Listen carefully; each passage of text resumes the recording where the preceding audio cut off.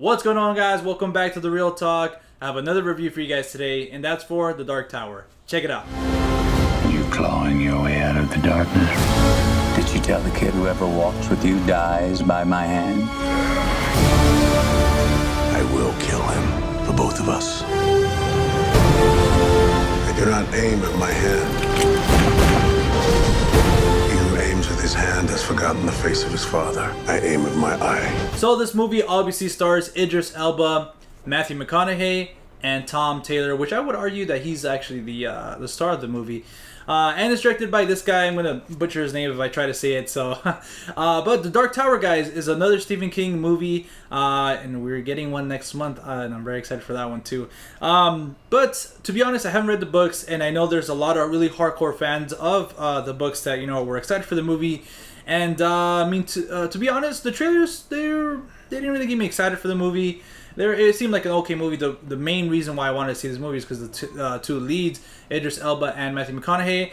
And to be honest, guys, I thought this movie was okay. Alright, guys, starting with my negatives. I feel like since this is being adapted from a book series, I felt like one of the negatives was that this movie was trying to let the audience know too much about the world, like pulling so many different things from throughout the book series, and kind of just introducing them to you and kind of just like that's it, like, oh, this is these characters or this aspect of this world and stuff like that, but that's it. They don't really go back to it. So I feel like if this movie was a little bit longer, and I know some movies are like, you know what, it would have been better if it was shorter, but in this case, if it was longer, I think it would have more time to, explore these different aspects of this world and this mythology that you're trying to present to the big screen. And obviously, like I keep saying, it's from a book series, so if you made this movie as a standalone film that obviously could be expanded to like future films in the series, then I feel like it would have been a better film. Another thing, guys, I feel like the development, again, it's odd because they try to cram in too much stuff, like I just said, but I feel like even the main character of Idris Elba, one of the main characters, he didn't really, like, he was there, he had some backstory, but not a lot, like, not enough to, like, really make me care for his character a whole lot.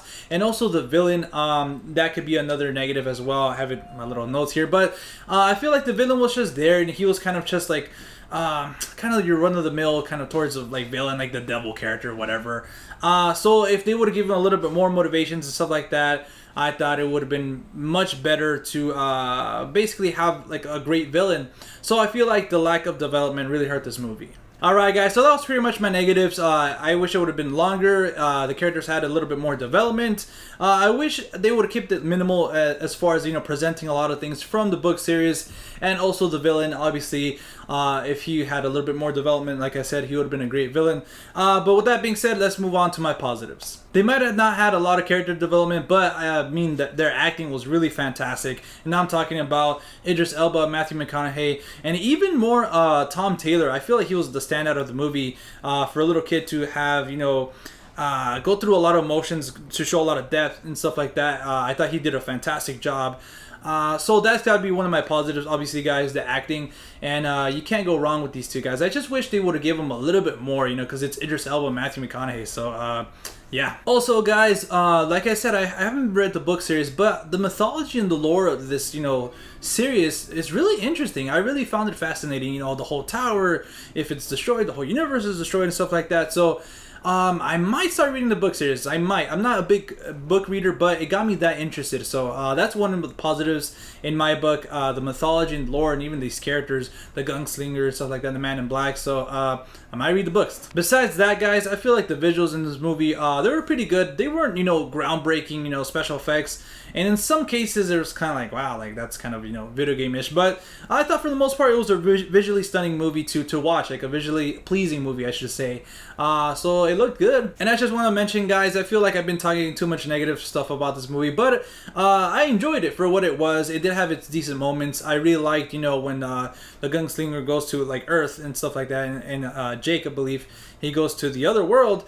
They kind of both have like these fish out of water, for lack of better words, moments, like they did in Wonder Woman and Thor even. So that was really cool to see. And I just want to tell you guys that there were some decent moments to this film. So overall, guys, I thought this movie was alright. It's not as bad as, Rotten Tomatoes is saying, or actually, I don't think a lot of people are like really praising this movie. So I guess I sit where everybody else. You know, this movie wasn't as bad, or it's not really good. So it's just down the middle. You know, it was alright for me. So with that being said, with all the positives and negatives, I have to give The Dark Tower 6.5 out of 10. To be honest, I wouldn't recommend to go watch it in the theaters. I say wait until it comes on Netflix or pick it up on Blu-ray. But alright guys, let me know your thoughts on the film if you have seen it in the comment section down below. Don't forget, I did upload a review for Kidnap starring Halle Berry, which actually came out in theaters today. I uploaded it yesterday, and I also have a Game of Thrones review that I uploaded earlier this week. I have a podcast, so much other stuff on the channel, guys, so make sure to check it out. You guys can follow me on Instagram, Twitter, and Facebook at The Real Talk, Talk with 2 Ks. And as always, I'll see you at the movies. Later, guys.